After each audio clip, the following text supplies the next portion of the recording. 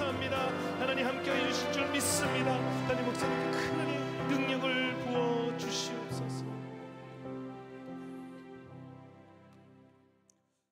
오늘 하나님께서 우리에게 주시는 말씀 에베소서 2장 19절에서 22절까지 저와 여러분 한 절씩 교독합니다. 그러므로 이제부터 너희는 외인도 아니요 나그네도 아니요 오직 성도들과 동일한 시민이요 하나님의 권속이라.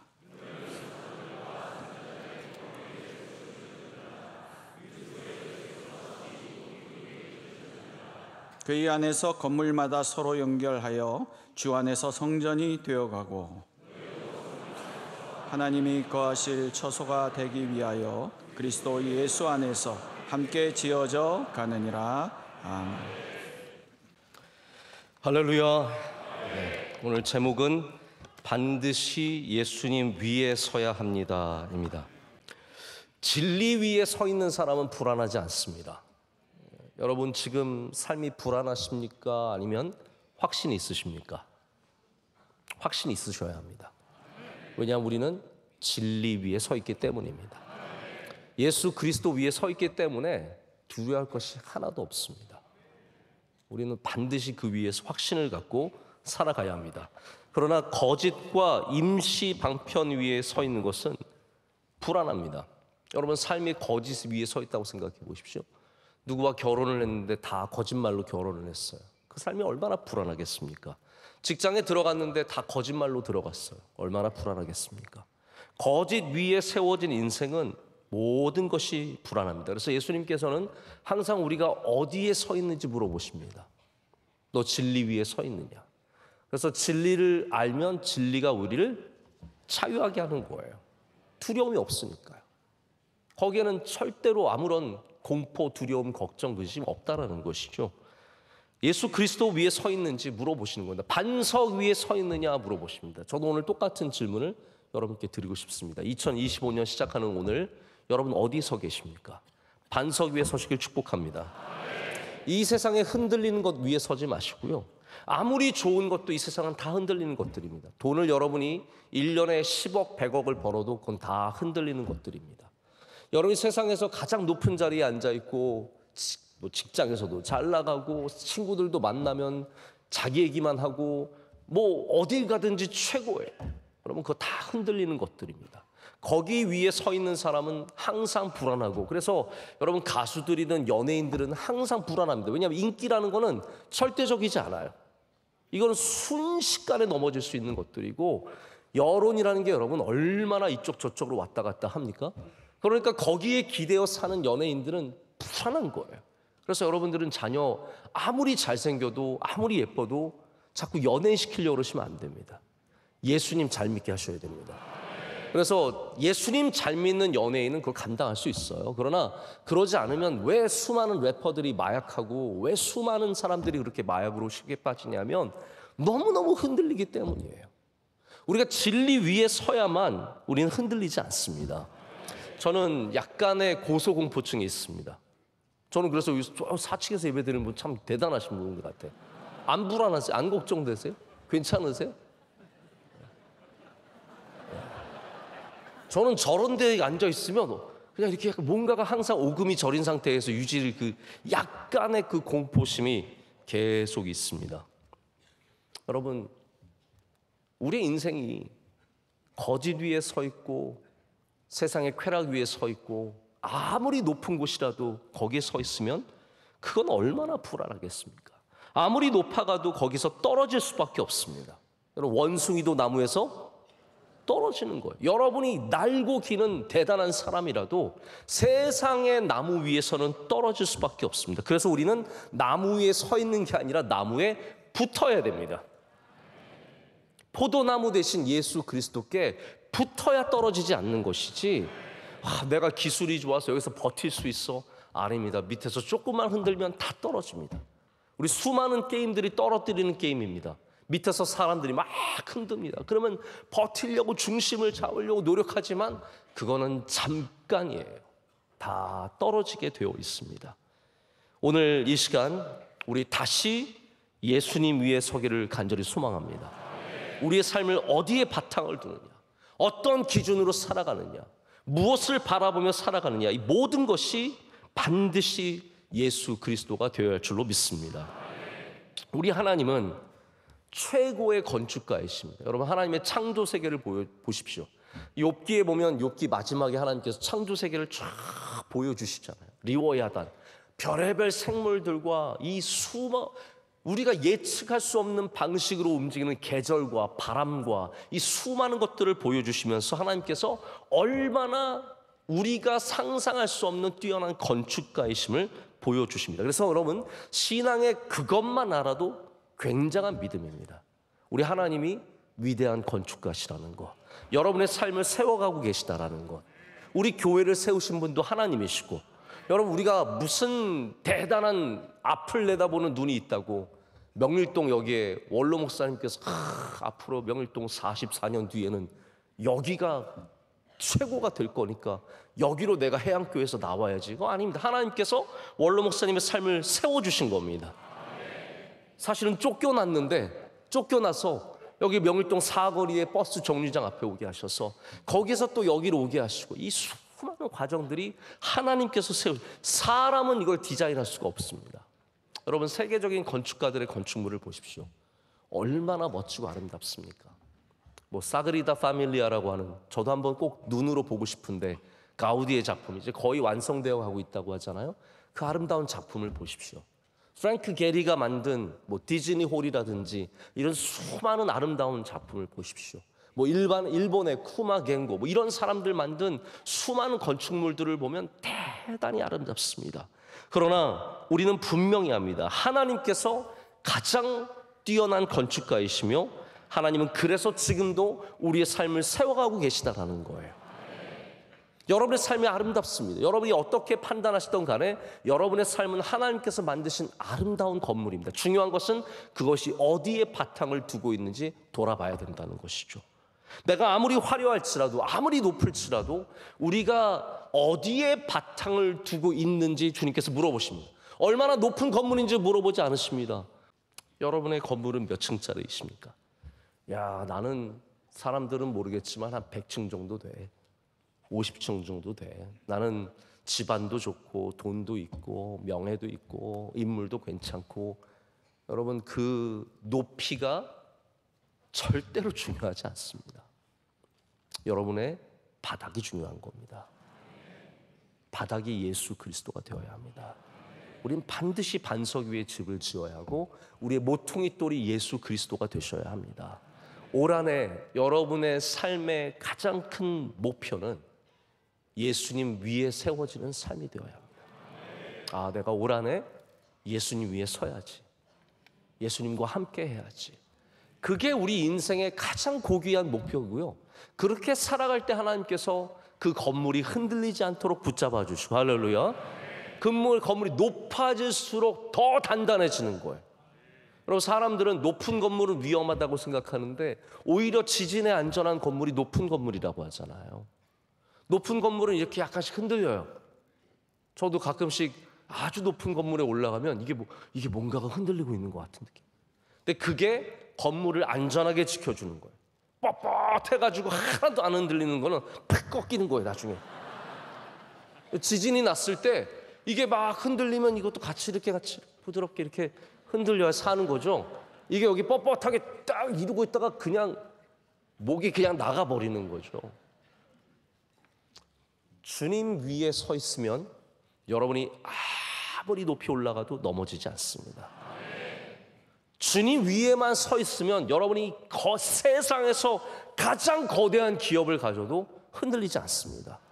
그러나 주님 위가 아니라 세상의 쾌락과 세상의 네트워킹과 이런 거에 서 있으면 10층만 올라가도 금방 꼬꾸라지는 빌딩에 지나지 않습니다.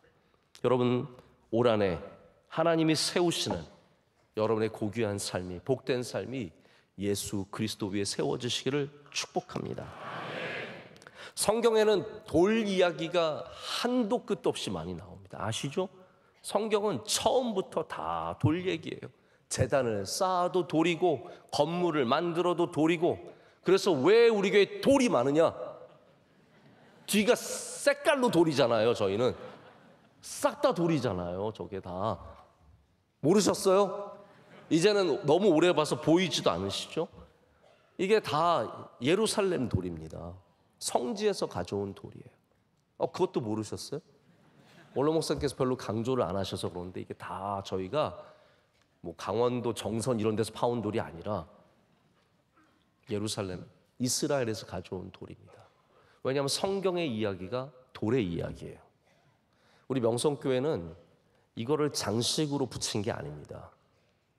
우리 명성교회는 예수 그리스도가 실제로 모퉁이 돌이 되어 주셔서 그 돌 위에 선 교회가 되어야 되고 그것이 우리 교회를 지켜주는. 그래서 여러분 여기가 앞부분이 뭐 이거보다 1000배 만배 더 아름답게 할 수도 있습니다.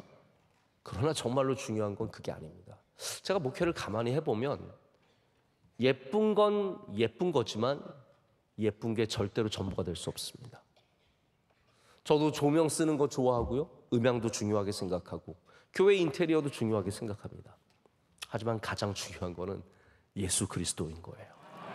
교회가 예수 그리스도를 떠나서 절대로 인테리어로 성장할 수 없습니다. 교회가 예수 그리스도를 떠나서 절대로 우리의 유명한 누가 우리 교회에 나온다고 해서 성장할 수 없습니다. 여러분 우리 교회에 유명한 사람 단 한 명도 안 나와도 괜찮습니다. 지금도 안 나오고 있지만 앞으로도 안 나와도 상관없습니다.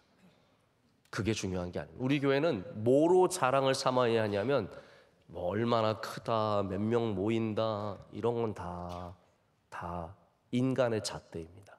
우리가 예수 그리스도 위에 서 있는 것으로 자랑해야 합니다. 여러분 친지들 가족들 또 설날에 모이셨고 또 이제 또 이번 달 말에 또 구정에 다 모이실 텐데 여러분 다른 사람들 자랑할 때 가만히 계세요. 나와가지고 우리 애가 이번에 서울대 들어갔어. 그러면 미워도 꾹 참고 가만히 계세요. 우리 딸이 이번에 삼성 들어가서 월급을 받았는데 초봉 뭐 700이더라. 가만히 계세요. 절대로 남들이 자랑할 때 뭘 자랑하려고 하지 마십시오. 우리는 예수님 잘 믿는 것이 우리의 자랑이고 예수님 위에 서 있는 것이 가장 큰 기쁨입니다. 그것을 놓지 마셔야 여러분이 세상에서 승리하는 삶을 사는 겁니다. 나중에는 자랑하는 사람들이 스스로 부끄러움을 당하게 되어 있습니다. 우리 성경에 나와 있는 베델과 길갈과 에베네셀과 모든 것이 돌이고 하나님은 돌을 통해서 역사하시고 돌로 말씀하시고 기념하시고 비유하게 하셨습니다. 신약에 와서도 마찬가지입니다. 예수님은 반석이십니다. 할렐루야. 예수님은 또한 이스라엘을 걸려 넘어지게 하시는 걸림돌입니다. 그리고 오늘 말씀에는 모퉁이 돌로 등장하십니다. 건물의 바탕은 돌이어야 합니다. 그래야 건물이 흔들리지 않고 또 침식하지 않고 뭐 지금은 이렇게 우리가 H빔을 받고 뭐 단단한 콘크리트를 깔아서 그렇게 세우지만 예전의 모든 건물들은 이렇게 돌 위에 세워지게 되어 있습니다. 벽은 진흙을 구워서 대충 세워도 기둥만큼은 반드시 돌 위에 세워서 기둥이 흔들리지 않도록 붙잡아 주는 거죠. 여러분 우리의 인생이 절대로 20살에만 새로 시작할 수 있는 게 아닙니다. 30대에만 새로 시작할 수 있는 게 아닙니다. 우리가 70이 되어도 80이 되어도 새로 시작할 수 있는데 그 방법은 오직 예수 그리스도 안에 있을 때 가능합니다. 여러분의 올려진 모든 것들 다시 그 기초를 예수 그리스도 위에 세우시면 여러분이 70이어도 새로운 삶을 시작하실 수 있습니다. 야, 내가 어떻게 지금까지 살아왔던 삶들을 부인하고 부정하고 다시 새로운 삶을 시작할 수 있을까? 너무 큰 걱정하지 마십시오. 예수님 위로 올라가면 되는 겁니다. 나의 생각을, 나의 기준을, 나의 가치관을, 나의 삶의 모든 것들을 주님께 맞추시면 그건 완전히 새로운 삶을 살게 되는 거예요. 우리의 기초가 중요하다는 겁니다. 여러분, 신앙생활을 해도 기초가 얼마나 중요합니까? 뭐든지 다 기초입니다. 수학도 기초고 영어도 기초고 다 기초입니다. 우리가 평생에 딱 한 가지를 유념하고 살아야 된다면 무엇이겠습니까? 예수님 안에 사는 것. 예수님 위에 서는 것. 예수님과 동행하는 것. 이게 사실 목회자 할 필요도 없어요. 이거예요. 이게 전부입니다. 이게 가장 기초이고 이게 전부입니다. 저는 그래서 오늘 여러분이 바로 그렇게 다시 예수 그리스도 위에 서는 삶이 되시기를 축복합니다. 이게 진정한 축복이에요. 신년 축복성회잖아요. 이게 진짜 가장 큰 복입니다. 하나님께서 이 땅에 주신 가장 큰 복은 예수 그리스도예요. 예수님 믿는 게 가장 큰 복이고 예수님과 함께 살아가는 게 가장 큰 복이고 우리는 그것을 세상의 그 무엇보다도 귀하게 여길 줄 알아야 합니다. 자, 그러면 모퉁이 돌이 우리에게 의미하는 것이 무엇일까요? 예수님 위에 선다는 것이 무엇을 의미하겠습니까? 자, 첫 번째로는 모퉁이 돌은 우리의 선명한 기준이 되어야 합니다. 여러분 잘 아시는 대로 에베소서의 가장 큰 주제 중에 하나가 지금 사실 에베소서 강의하고 있잖아요. 여러분 에베소서 말씀을 몇 달째 지금 듣고 계시는데 가장 큰 주제 중에 하나가 뭐냐면 하나됨이에요. 그리스도 안에서 하나됨. 근데 그 모든 것들의 중심에 뭐가 있냐면 주님과 연결됨.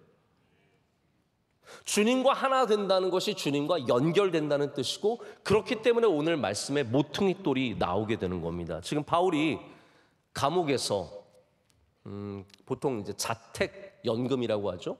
그러니까 예전에 감옥이 여러 종류가 있습니다. 티어가 있습니다. 그 중에는 뭐 던전이라고 하는 지하 감옥 같은 데도 있고 그리고 조금 더 나은 시설의 감옥, 퍼블릭 감옥도 있는데 지금 바울이 갇혀 있는 것은 보통 우리가 알기로는 집에 갇혀 있는 겁니다. 그런데 집에 갇혀 있지만 때로는 사슬에 매어 있기도 하고 그를 지키는 보초가 서 있기도 하고 다양한 방식으로 갇혀 있는 거예요. 갇혀 있으면서 예수 그리스도에 대해서 에베소 교회에게 아주 중요한 얘기들을 몇 가지 하고 있는 겁니다. 주님께서 이 땅에 우리를 화목하게 하러 오셨기 때문에 우리가 그 이유 때문만이라도 하나가 되어야 하고 성령의 역사가 바로 그 하나 되게 하시는 일, 우리만 하나 되는 게 아니라 우리가 예수 그리스도와 하나 되게 하시는 것. 그래서 여러분 성령님은 절대로 나 성령이야, 성령 잘 믿어 이런 거 안 하십니다. 성령님은 우리에게 오셔서 예수 그리스도를 사랑하게 하십니다. 하나님을 사랑하게 하십니다. 그래서 성령님의 역사는 반드시 예수 그리스도와 우리를 연결시켜 줍니다. 그래서 여러분 만약에 여러분이 예수님 잘 믿고 있는데 누가 와서 나 교회 잘 다니고 예수님 잘 믿는다면서 교회랑 여러분을 끊으면 그거는 사탄이에요. 성령께서 우리에게 오셔서 하시는 일은 주님과 가깝게 하시는 거죠. 반대로 성령님이 왔는데 교회와 멀어진다? 그거는 성령이 아니에요. 여러분 착각하시는 거예요.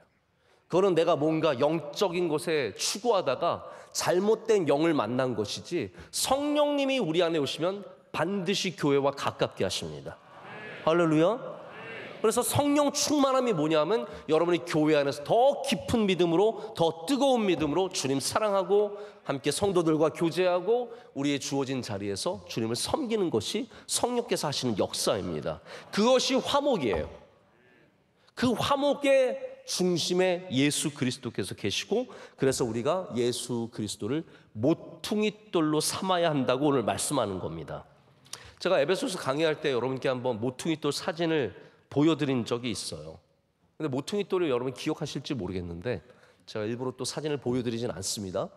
이게 우리가 생각하는 어떤 턴은 아닙니다. 모퉁이돌은 네모 반듯한 벽돌 같은 큰 벽돌이라고 생각하시면 돼요.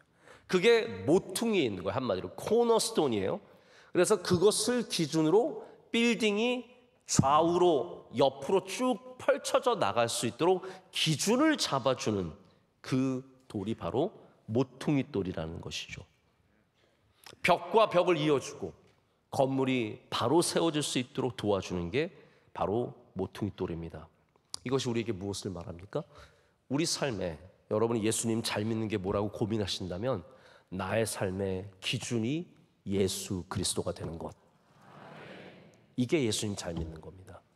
사업을 할 때 나의 사업의 기준이 돈을 더 잘 버는 것이 아니라 예수님 잘 믿는 것. 교회에서 섬길 때에도 내가 더 높은 자리에 올라가는 것이 나의 목적이 아니라 예수님 잘 믿는 것. 할렐루야. 그래서 여러분, 장로님 되신 다음에 예수님 더 잘 못 믿으면 그게 복이겠습니까? 저주겠습니까? 그거는 복이 아니죠. 목사 된 다음에 예수님 더 잘 못 믿으면 그거 뭐하러 목사 됐습니까? 그래서 누가 그러잖아요. 신학교 들어갈 때는 목사로 들어가서 잡사로 나온다고. 목사가 뜨거운 마음으로 신학교 들어가서 거기서 믿음 다 잃어버리고 나올 때는 아주 냉랭한 비관주의자가 되어서 나오는 경우가 얼마나 많은지 모릅니다. 여러분, 그래서 장로님 되시는 거 좋은 거고, 권사님 되시는 거 좋은 거고, 안수 집사님 교회에서 교구 총무를 해도 좋은 거고 안 해도 좋은 거지만, 무엇을 하든 우리의 기준은 예수님 잘 믿는 것이 되어야 돼요. 여러분, 사업을 하실 때 올 한해 예수님 잘 믿는 기준을 갖고 하시길 축복합니다. 아이를 기르실 때 예수님 잘 믿는 기준을 갖고 키워보시길 축복합니다. 우리가 무슨 일을 하든지 예수님 잘 믿는 것을 기준으로 삼을 때 딱 차려 모여, 그럼 거기로 딱 모이는 거죠. 우리의 기본, 우리의 돌아갈 곳, 우리의 홈이에요. 여러분, 야구, 원로 목사님도 야구 설교를 종종 하셨는데, 야구의 기본 중에 기본은 홈으로 돌아오는 거예요. 우리가 그리스도인으로서 점수를 내는 것은 예수님께로 다시 돌아올 때입니다. 예수님께로 다시 돌아오고, 끊임없이 돌아오고, 세상에 잘 나가도 다시 예수님께로 돌아오고. 여러분, 세상에서 아무리 잘 나가도 돌아갈 집이 없으면 그거 얼마나 웃긴 겁니까? 막 떠돌이 생활하고 대단한 것 같지만, 엄청나게 친구 많은 것 같지만 정작 돌아갈 데가 없어요. 내가 안식을 얻을 곳이 없어요. 그것처럼 허망한 삶이 어디 있습니까? 우리가 마침내는 다 천국에서 하나님 앞으로 돌아갈 텐데, 여러분, 그 전까지는 항상 예수님께로 돌아오시길 축복합니다. 오늘 신년 축복송에 제가 생각했던 것보다 훨씬 많이 오셨어요. 저는 수요일이고 또 1월 1일이고 그래서 수요 예배 생각하고 딱 들어왔는데, 들어올 때부터 꽉 차 계셔가지고 너무 잘 됐다, 너무 감사하다 이러면서 들어왔거든요. 우리 교인들 왜 이렇게 착하냐 그러면서 들어왔어요. 여러분, 잘 오셨습니다. 1점 내신 겁니다. 앞으로도 끊임없이 예수 그리스도께로 돌아가기를 간절히 소망합니다. 이걸 써놓은 게 코너스톤이에요. 요즘에 이 코너스톤들 보면은, 외국의 빌딩들 보면은, 우리 교회 같은 경우에는 머릿돌이라고 해서 앞에 바깥에 이제 저희가 성경책 모양으로 우리 예루살렘 돌을 깎아서 놓고 거기다가 우리 교회 준공과 하나님의 말씀 써놓고 감사드리는 메시지가 거기 있습니다. 외국 같은 경우에는 빌딩 자체에다가 이 코너스톤에 그런 걸 적어 놓습니다. 이게 언제 세워졌고 누가 여기에 기증했고 그리고 하나님께 올려드린다, 이런 내용들이 써져 있어요. 저는 여러분께 이거를 여러분의 모퉁이돌로 꼭 삼으셔야 된다고 생각합니다. 여러분의 모퉁이돌에 뭐라고 적혀 있어야 되냐면 예수 그리스도라고 적혀 있어야 됩니다. 모퉁이돌이 돈이라고 써 있으면 안 됩니다. 모퉁이돌이 쾌락이라고 써 있으면 안 됩니다. 모퉁이돌이 친구들이라고 써 있으면 안 됩니다. 여러분, 은근히 친구들에게 엄청 휘둘리는 사람들 많습니다. 친구들 일 때문에 또 나가고, 집에 왔다가 친구가 전화 와가지고 한잔하자 그러면 싫은데 그러면서 웃으면서 나가고. 친구들이 여러분의 삶에 물론 귀한 존재이고 또 친구가 여러 종류의 친구가 있지만, 여러분이 모퉁이돌로 삼아야 되는 것은 예수 그리스도입니다. 그래서 빨리 다른 모퉁이돌의 글을 지우십시오. 내 모퉁이돌에 친구들, 돈, 가방, 여행 이런 게 적혀 있으면 지우십시오. 저는 여행 찬성론자예요. 여행 좋다고 생각합니다. 그러나 여러분이 여행 때문에 예수님을 놓쳤다면 그거는 저주입니다. 아이들이 참 귀합니다. 그런데 아이들 때문에 예수님 놓쳤으면 그거는 절대로 복이 될 수 없습니다. 기준이라는 게 뭔가 이해가 되십니까? 기준이라는 것은 예수 그리스도가 나의 삶의 가장 중요한 가치이며 그것을 가장 귀하게 여기는 것을 말합니다. 여러분, 아이들 안 귀한 사람이 어디 있어요? 직장이 안 귀한 사람이 어디 있습니까? 건강이 안 귀한 사람이 어디 있으며 세상에 우리 명예와 좋은 것들이 안 귀한 사람이 어디 있어요? 그러나 분명히 여러분께서 아셔야 되는 것은 예수 그리스도께서 더 귀하십니다. 그거를 놓쳐버리면 귀한 걸 다 잃어버리는 거예요. 그래서 너희는 먼저 그의 나라와 그의 의를 구하라. 그러면 이 모든 것을 너희에게 더하시리라는 거예요. 그 말씀이 다른 거를 하찮게 여기라는 말씀이 아니에요. 먼저 그의 나라와 그의 의를 구하라. 다른 무엇보다도 예수님 더 사랑해라. 하나님 더 사랑해라. 그러면 다 더해 주신다는 거예요. 근데 우리는 내가 사랑하는 게 있으면 절대적으로 예수님보다 그걸 더 사랑하게 되어 있습니다. 이게 우리의 현실이고 우리의 모습이기 때문에 오늘 이 시간을 통해서 다시 한번 여러분들의 모퉁이 돌이 예수 그리스도 되시길 축복합니다. 그래서 우리는 여전히 우리의 코너스톤에 이 모퉁이 돌에 예수 그리스도께서 그 이름이 적혀 있는지를 봐야 합니다. 아니면 우리는 그 돌 때문에 무너지게 되어 있습니다. 우리 그리스도인에게 가장 사랑받는 책 중에 하나인 토마스 아 캠피스의 그리스도를 본받아라는 책이 있습니다. 15세기에 나온 책 아닙니까? 여기 뭐라고 적혀 있냐면요. 그래서 고전 중에 누가 그런 얘기를 해요. 우리가 지금 올해 나온 책, 2024년에 나온 책이 아마 수십만 권일 겁니다. 그 중에 살아남는 책이 몇 권 정도 될까요? 저는 우리나라에서 베스트셀러 중에 하나가 뭐 2024년도 트렌드, 뭐 한국 트렌드 10개 뭐 이런 거잖아요, 요즘에. 그 책 3년만 지나도 거들떠도 안 봐요. 그러니까 책이 살아남는 것은 대단한 겁니다. 고전을 왜 읽어야 되냐면 그 책들은 몇백만 권 중에 한 권으로 살아남은 책이기 때문에 반드시 읽어줘야 된다는 거예요. 토마스 아 캠피스의 그리스도를 본받아는 수천만 권 중에 살아남은 책이에요. 그 책 안에 뭐라고 적혀 있냐면 이렇게 되어 있어요. 피조물에 집착하는 사람은 그 피조물이 망할 때 함께 망할 것이요 예수님을 품는 사람은 영원히 굳게 설 것입니다. 자기의 도를 중심으로 살아갔던 사람들이 새로운 모퉁이 돌을 만나서 예수님 위에 우리의 삶을 쌓아 올릴 때 거기에 놀라운 은혜가 임할 줄로 믿습니다. 누군가 이렇게 말했거든요. 한번 잘 들어보세요. 벽돌이 쌓인다고 집이 되지 않듯이 시간이 쌓인다고 삶이 만들어지지 않는다.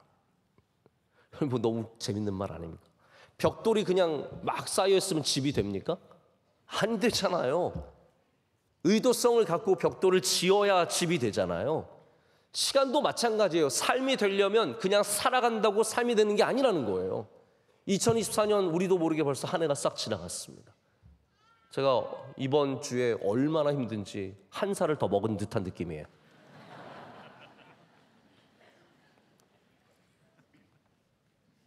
여러분, 세월을 그냥 살아간다고 삶이 되지 않는다는 거예요.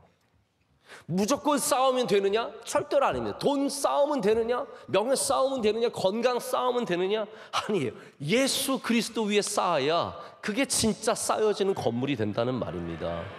그래서 지금 뭔가 이룬 것 같아도 빨리 여러분의 모퉁이 돌을 갈아 껴야 됩니다.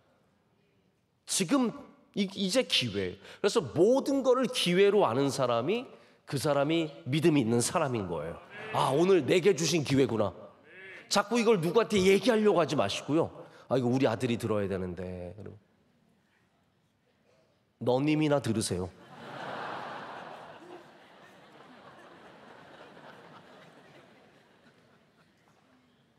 내가 들어야 되는 겁니다.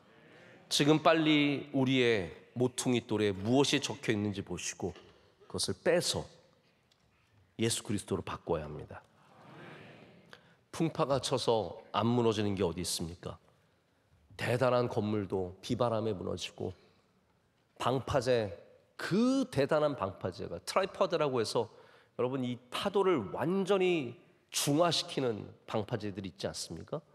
그게 풍랑이 왔다 가면, 태풍이 왔다 가면 무슨 레고 조각처럼 여기저기 흩어져 있어요. 저는 그런 거 볼 때마다 이야, 자연의 힘이라는 게 상상을 초월하는 힘이라는 걸 느낍니다. 여러분이 지금 트라이파드처럼 대단한 방파제를 쌓아놓고 어마어마한 건물을, 야, 나는 이제 평생 이거 조금씩 까먹으면서 이자만 받고도 충분히 살 수 있겠다. 저도 가끔 그런 생각 해보거든요. 여러분 그런 생각 안 해보세요?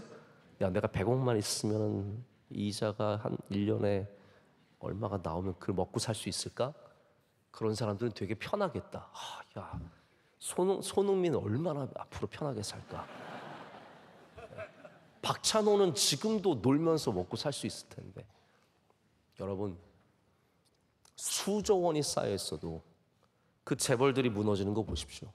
30년 전에 재벌이 지금 몇 개 남아 있습니까? 10년 전에 재벌이 몇 개 남아 있습니까? 그 어마어마한 방파제가 있었던 건물들이 얼마나 다 쉽게 무너졌습니까? 우리 반드시 예수 그리스도 위에 서야 할 줄로 믿습니다. 오늘 이 모퉁이 돌은 연결성이 중요한 겁니다. 주님께서는 우리를 연결시켜 주시는 분이십니다. 그래서 우리의 기초가 되시지만 그 역할이 우리를 떠받치는 기초만이 아니라 우리를 연결시켜 주신 겁니다. 하나님께서 예수 그리스도를 통해서 우리에게 건강으로 연결시켜 주시고, 사업의 풍요로움으로 연결시켜 주시고, 사람들에게 연결시켜 주십니다. 그래서 여러분들도 기도할 때 항상 하나님 저에게 좋은 사람들을 붙여주시옵소서. 연결이에요. 붙여달라는 말이 그 말이잖아요. 연결시켜달라고. 그게 우리의 인생을 바꿀 때가 얼마나 많은지 모릅니다. 여러분, 그래서 신약의 가장 핵심적인 내용 중에 하나가 우리가 지금 예수 그리스도 안에 거하고 있느냐, 예수 그리스도와 연결되어 있느냐, 그 질문이에요. 그래서 예수 그리스도 안에 거한다, 주님 안에 거한다, 이 표현을 여러분 뭐라고 해석을 하십니까? 저는 이거 굉장히 쉬운 표현이라고 생각해요. 내가 주님과 오늘 지금 연결되어 있느냐, 주님과 끊어지지 않고 있느냐.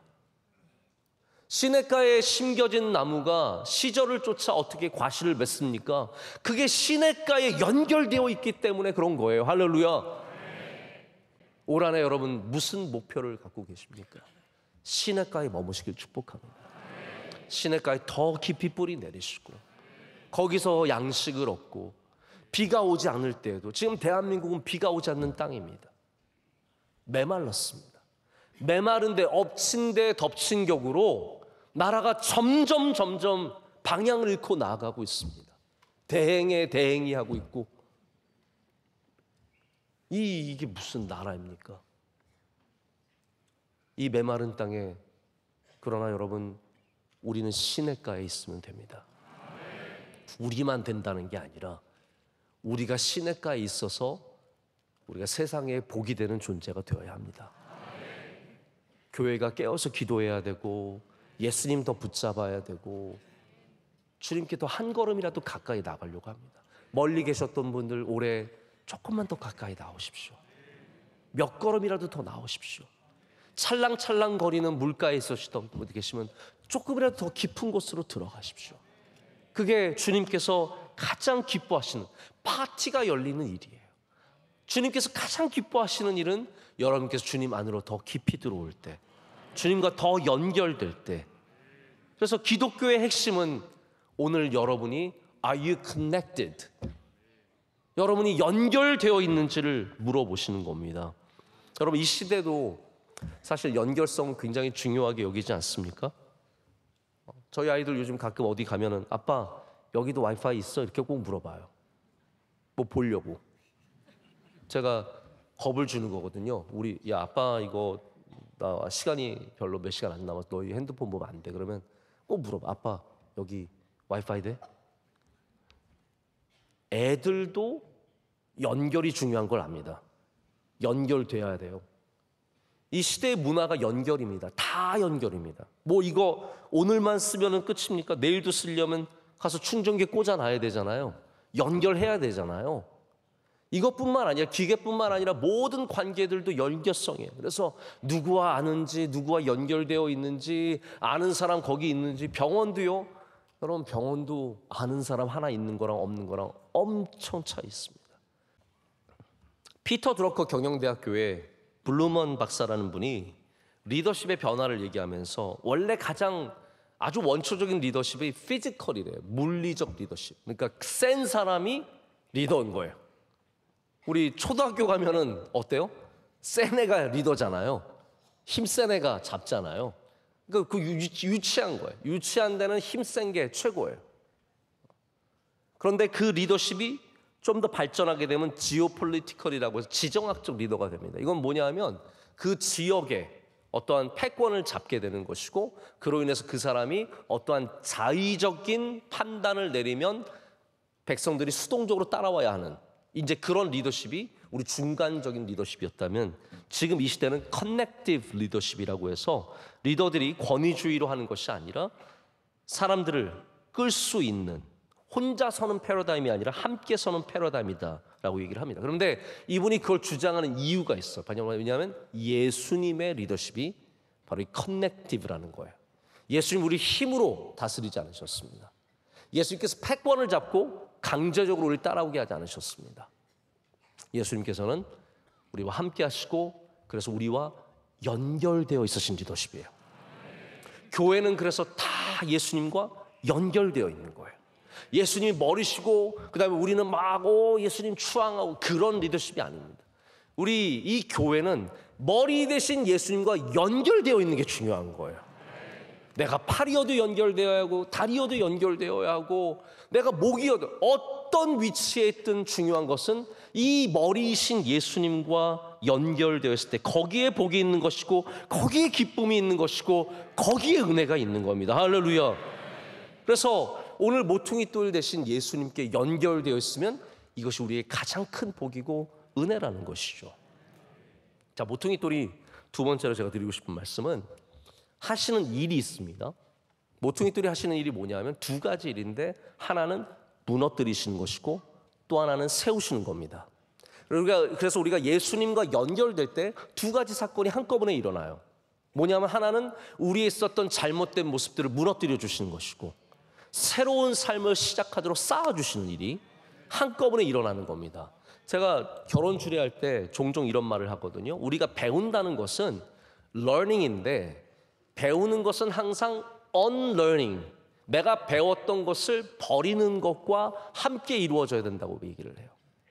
이해가 되셨습니까? learning만 있는 게 아니에요. unlearning이 있어야 그게 참된 배움이라는 거죠. 세우는 것도 마찬가지입니다. 세우기만 하면 되느냐? 아니에요. 반드시 무너뜨리는 것이 있어야 돼요. 자, 그래서 가정을 세워도, 남녀가 결혼을 해도 둘이 사랑만 하고 우리 둘이 행복하면 끝이 아니에요. 내가 예전에 가졌던 모습들을 버려야 이 가정이 올바로 세워질 수 있다는 거죠. 예수 그리스도를 믿으면 우리가 예전에 가졌던 수많은 관습들과 습관들과 세상의 모습들을 버릴 줄 알아야 돼요. 그래서 예수님 믿는 사람들은 그걸 버릴 수 있는, 과감하게 버릴 수 있는 믿음을 갖게 돼요. 여러분, 버리는 게 쉽습니까? 어렵습니까? 어렵습니다. 어렵습니다. 버리는 게 어렵습니다. 특별히 나에게 좋은 것이라고 생각되는 것은 버리기가 참 어렵습니다. 예수님께서 우리에게 제자가 되기 위해서 가장 먼저 해야 되는 게 뭐예요? 버리는 거예요. 다 버리고 예수님 쫓아오면 예수님께서 은혜 주신다라는 거죠. 근데 우리는 확신이 없는 거죠. 예수님 쫓아가서 될까? 고생만 엄청 하는 거 아닐까? 그래서 버리지를 못해요. unlearning이 안 되니까 learning이 안 되는 거예요. 버리는 게 없으니까 세워지질 않는 겁니다. 예수님께서 그래서 오늘 이 에베소서의 말씀에도 오셔서 담을 무너뜨리신다고 하잖아요. 그는 우리의 화평이신지라 둘로 하나를 만드사 원수된 것 곧 중간에 막힌 담을 자기 육체로 허시고, 할렐루야, 무너뜨리시는 거예요. 그리고 다시 예수 그리스도께서 모퉁이 돌이 되어서 우리를 세워주신다라는 겁니다. 여러분, 주님 안에 들어가실 때 올 한해 여러분 앞에 놓인 삶 중에서 아직도 버리지 못하고, 아직도 무너뜨리지 못하고, 아직도 너무나 든든하게 서 있는 것들이 있다면 꼭 무너뜨리는 은혜가 있으시길 축복합니다. 그리고 주님께서 우리를 다시 세워주시는 겁니다.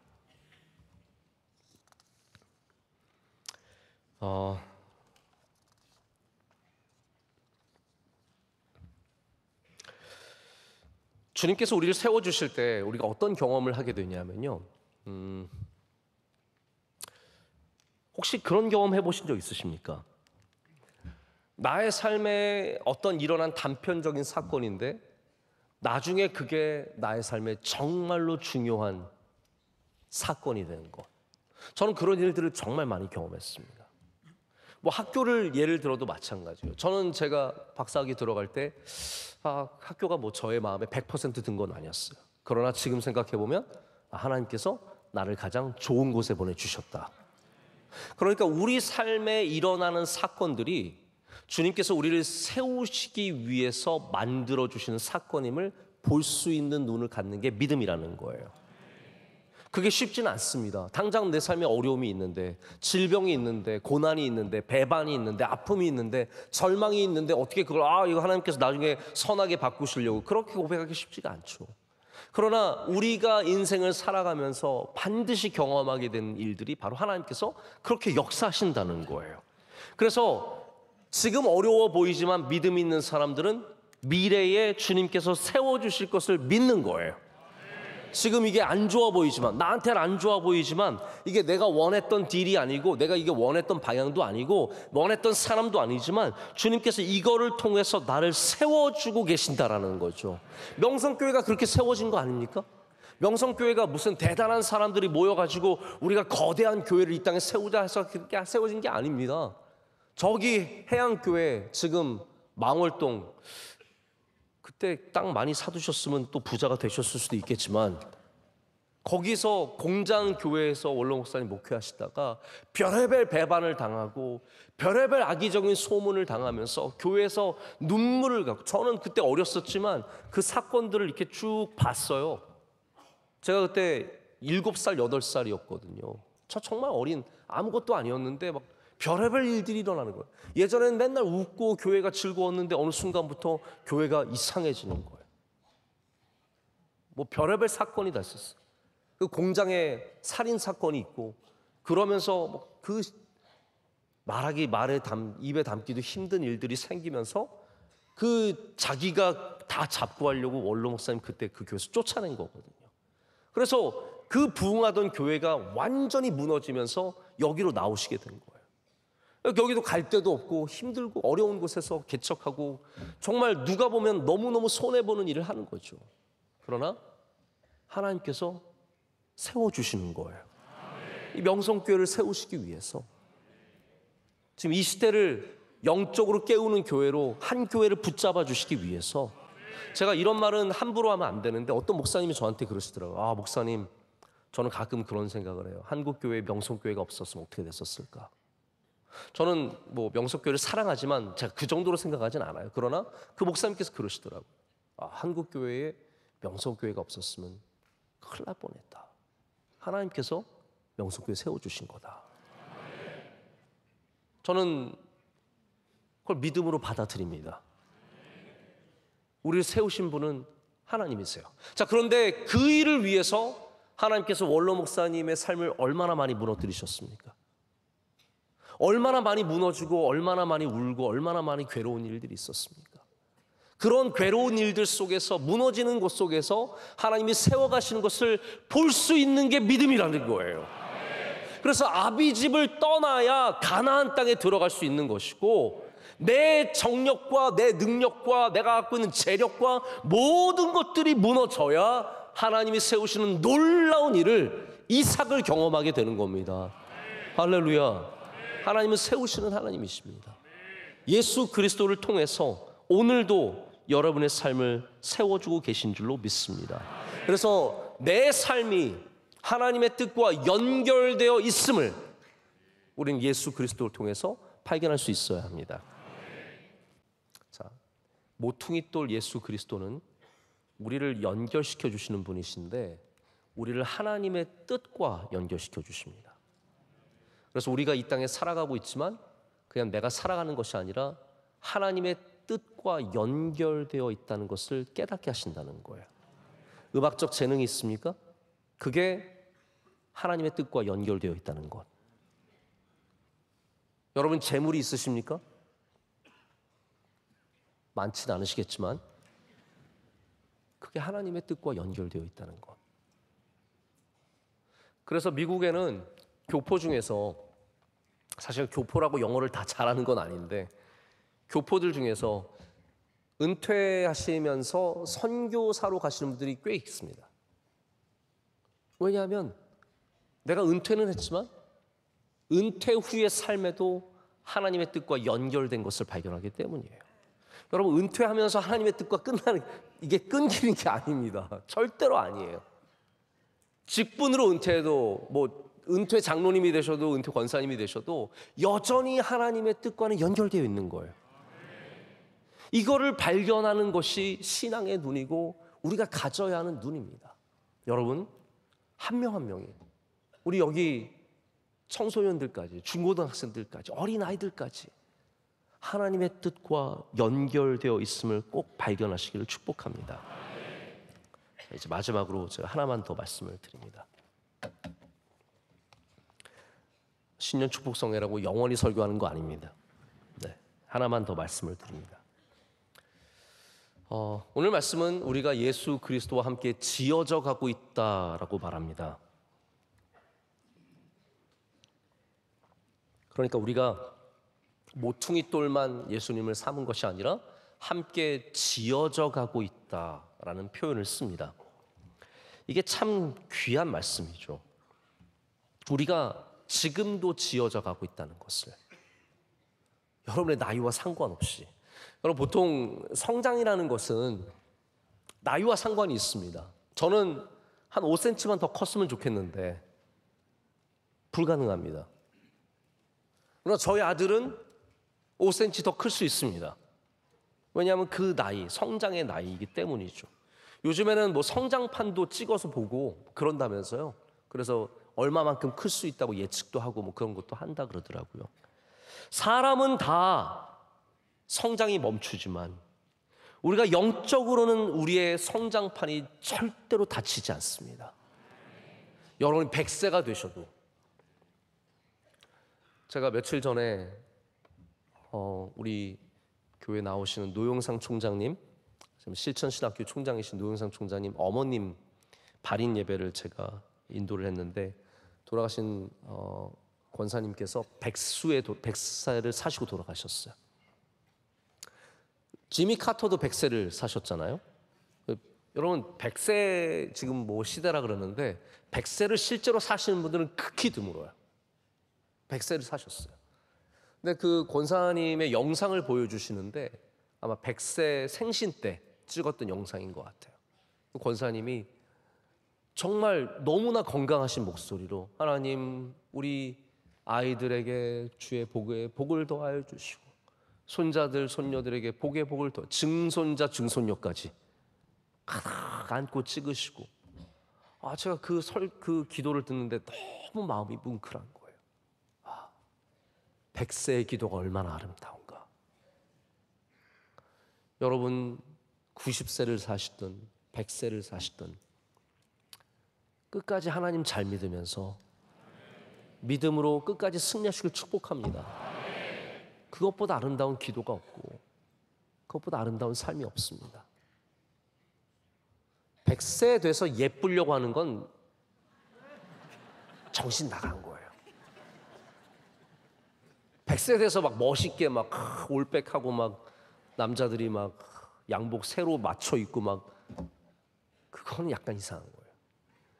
그러나 100세 되신 분이 더 깊어진 믿음으로, 더 넓어진 마음으로 기도하시고 말씀하시고 사랑해 주시면 얼마나 그게 파워풀한지 모릅니다.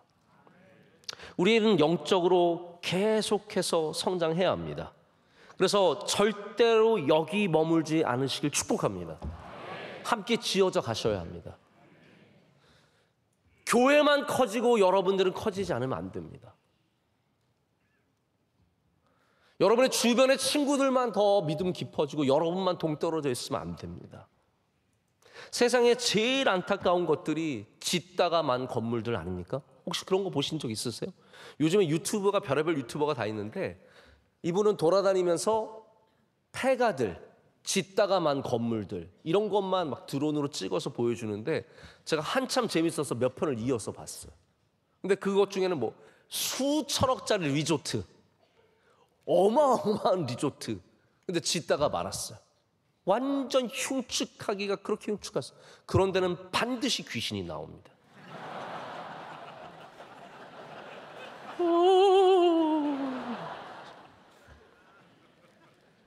짓다가만 집들이 얼마나 많은지 아십니까? 올라가다가 다 무슨 뭐 이런저런 분쟁이 있어가지고 멈춘 건물들이 얼마나 많은지 아십니까? 그런 거 볼 때마다 가슴이 너무 미어지도록 안타깝습니다. 아, 저분들 얼마나 고생할까? 저기 투자를 얼마를 했을 텐데, 저기에 저 아파트 들어가려고 산 사람들 저거 몇 억씩 다 날렸을 때, 아유 너무 안 됐다, 너무 안 됐다. 근데 여러분, 그거보다 더 안타까운 인생들이 예수님 믿다가 멈춘 사람들이에요. 예수님 믿다가, 적당히 믿다가 멈춘 거죠. 그래서 흉측하기가 그렇게 흉측할 수가 없습니다. 우리는 지어져 가야 합니다. 계속해서 지어져 가야 합니다. 완성을 향해서 앞으로 나아가야 합니다. 여기서 멈추지 말고 저 경주의 끝까지 달려갈 수 있도록, 할렐루야, 저 마지막 결승점까지 가기 위해서 모퉁이돌 예수 그리스도와 오늘도 지어져 가야 합니다. 말씀 속에 지어져 가야 하고, 섬김 속에 지어져 가야 하고. 그래서 여러분, 제발 봉사를 난 이제는 뭐 할 만큼 했으니까 그만할게요. 아니요, 지어져 가셔야 돼요. 저도 힘들면 충분히 이해하고 그만하시라고 합니다. 권사님들이 특별히 제일 많이 하시는 말씀 중에 하나가 1, 2, 3위가 있어요. 1위는 몸이 힘들었어. 이해합니다. 그래서 제가 스쿼트 하시라는 거예요.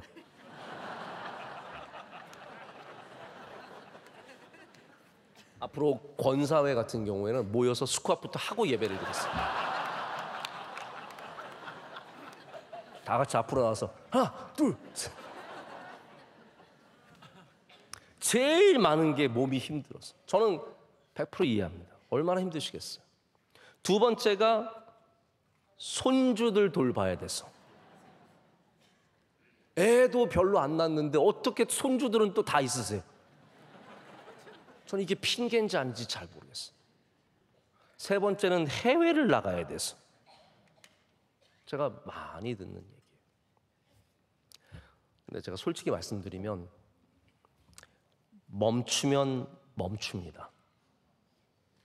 죄송한 얘기지만 이 교회는 여러분들을 이용하기 위해서, exploit이라고 그러죠, 영어로 좀, 여러분을 막 써먹기 위해서 존재하는 게 절대로 아닙니다.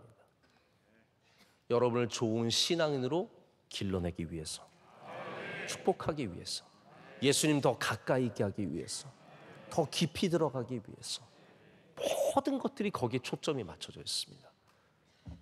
그냥 단순히 행사에 동원하는 게 절대로 아닙니다. 다 여러분 믿음을 위해서 있는 겁니다. 그렇기 때문에 여러분이 어디서 섬기고 계시다면 그거를 멈추는 것을 쉽게 여기지 마십시오. 왜냐하면 멈추는 사람들마다 다 대부분이 지어져 가는 것이 멈춰지는 일들이 많아요. 물론 뭐 3년 뒤에 다시 돌아오셔서 또 봉사하시고 그런 경우도 많지만, 저는 여러분이 주신 교회 안에서의 직분과 모든 곳은 다 하나님의 뜻이 있다고 믿습니다. 그거를 사모하는 마음으로 잘 지키셔야 돼요. 왜냐하면 우리 계속해서 이 경주에 임해야 되기 때문입니다. 여러분, 많은 사람들이 돈을 벌어서 멈춥니다. 돈을 버는 순간 예수님과 지어져 가는 뭐 딱 멈춥니다. 인기가 많아지면 멈춥니다. 저는 그래서 이렇게 뭐 연예인이나 가수나 운동선수나 잘 되면 불안해요. 아, 잘 되면 예수님 떠나겠구나. 벌써 딱 느껴져요. 뭔가 인기가 TV 나오고 막 그러고 그러면 어느 순간부터 교회는 안 보이죠. 예배는 멀어지는 거예요. 세상적으로 잘 돼도 마찬가지예요. 막 좋은 사람 결혼할 때, 저도 우리 청년들 얼마나 제가 주례를 많이 했습니까? 근데 막 좋은 사람 만나서 막 결혼해서 인스타에 올리는 자매들 보면 예수님과 멀어지는 애들이 정말 많습니다. 막 화려한 사람들 만나가지고 어디 리조트에서 막 샴페인 이렇게 해서 찍어서 올리고, 내가 보는 거 뻔히 아는데 딱 오고 그런 거 올리더라고요. 술 먹는 거 엄청 올립니다. 그런 친구들은 다 이상하게 주님과 점점 멀어져요. 너무너무 마음 아픕니다. 저는 걔가 예쁘게 살고 좋은 남자 만나서 참 행복하고 감사한데 주님과 멀어지는 것처럼 가슴 아픈 게 없습니다. 오늘 22절에 우리가 함께 지어져 가고 있음을 말하고 있습니다. 이게 무슨 의미입니까, 여러분? 우리 스스로를 멋지게 지을 수 없다라는 말입니다. 다시 말씀드립니다. 함께 지어져 간다는 말은 우리가 우리의 인생을 홀로 멋있게 지어갈 수 없다는 말이에요. 예수 그리스도와 함께 해야만 우리의 삶이 아름답게 지어져 갈 수 있습니다. 여러분, 그래서 우리는 주님 안에 거해야 합니다. 엔 크리스도, 주님 안에, 주님 위에, 주님과 함께 예수 그리스도 붙어서 그 포도나무 예수 그리스도 안에 거하는 것이 올해의 여러분의 가장 큰 꿈이요, 소망이요, 기쁨이요, 감사가 되시길 축복합니다. 제가 이 이야기는 너무 귀한 이야기라서 요것만 말씀을 드리고 말씀을 맺습니다. 미국의 야구 선수 중에 타이 코비라고 하는 유명한 선수가 있는데 저는 잘 몰라요. 근데 베이비 루스 다음으로 미국에서 가장 잘 알려진 야구 선수라고 합니다. 이분이 무려 안타를 4,191개를 쳤습니다. 이거 봐요. 야구를 잘 모르니까 4,191개가 의미하는 게 뭔지 잘 모르시죠. 어마어마한 거예요. 2,000개를 치면 최고인 거예요. 근데 이분은 2배를 쳤어요. 근데 그분이 치신 가장 큰 안타는 바로 죽음의 병상에서 예수 그리스도를 영접한 것이다라고 말합니다. That's my biggest hit.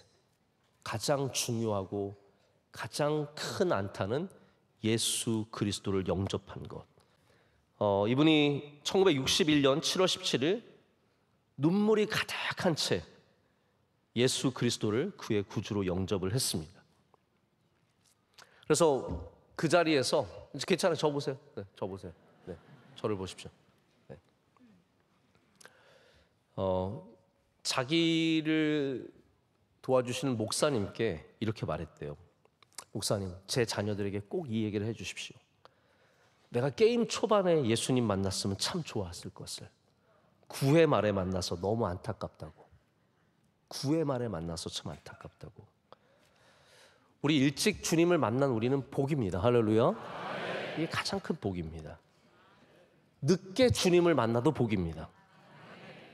가장 중요한 것은 모퉁이돌 되신 예수 그리스도 안에 거할 때 우리의 삶은 하나님의 목적을 향해서 나아가며 하나님께서 이루실 일들을 우리 삶 가운데 경험하며 우리가 함께 지어져 가는 은혜를 누리게 될 줄로 믿습니다. 여러분 한 분 한 분이 올해 예수 그리스도와 함께 온전하게 지어주시는 은혜 있으시길 축복합니다.